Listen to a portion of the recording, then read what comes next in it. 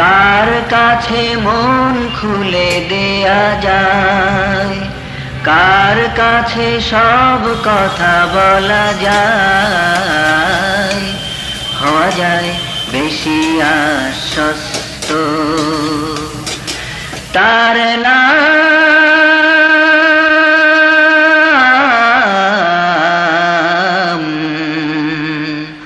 আহমদ, বড় বিশ্বস্ত।